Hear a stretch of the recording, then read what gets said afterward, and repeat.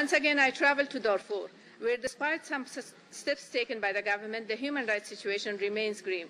Violence and sexual abuses of women and children by state, non-state, and private actors, such as criminal groups and bandits, continues throughout Darfur, burning the huts and deliberately killing. Violations of civil and political rights continue. Social and economic rights suffer from both insecurity and the lack of sufficient effort by the government. The close cooperation between Sudan and the Council has enhanced trust that this Council can implement the Resolution 6/34, by which the mandate of the Special Rapporteur would be ended.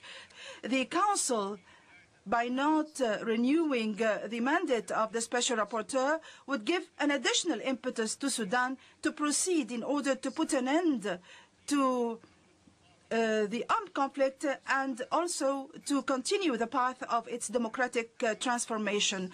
The African Group believes that the time has come for ending the proliferation of human rights mechanisms in Sudan, as they have come to represent a burden on the national efforts and often led to the duplication and lack of coherence among the various activities undertaken. I now invite the representative of the United Nations Watch. Thank you, Mr. President. On December 10th, the world will mark the 60th anniversary of the Universal Declaration of Human Rights. How should we celebrate? Conferences and seminars have educational value. Yet if the promise of the Declaration is to have meaning for millions of human rights victims, we must do at least three things. First, we must uphold its principles when they are violated. That means when we learn of gross violations, we take action. Sounds obvious. Yet in this session, some have asked us to do the very opposite. We just heard expert testimony of atrocities committed by the Sudanese government against the people of Darfur. This Council's own investigator documented Sudan's destruction of civilian property, mass displacement, and violence and sexual abuse against women and children. In response, we heard Sudan call for the expert's mandate to be eliminated. We then heard arguments supporting this position by Egypt for the African Group and by others. Mr. President, in ancient times, this was how persons in power treated bearers of bad news. They were eliminated. Yet if we are to honor the right to life guaranteed in the Declaration, we need to take action against those who are destroying the Fur, Masalit, and Zagawa peoples of Darfur, and not against those who bravely tell the world of their plight. Second, we urge the Council this year to take action against all of the world's worst violations.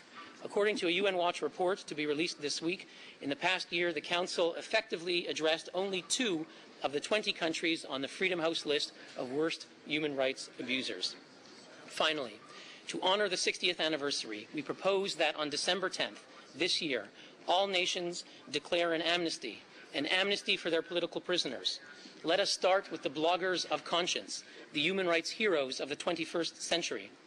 Let China release Du Daobin and Hong Ki. Let Myanmar release Ne Phone Lat.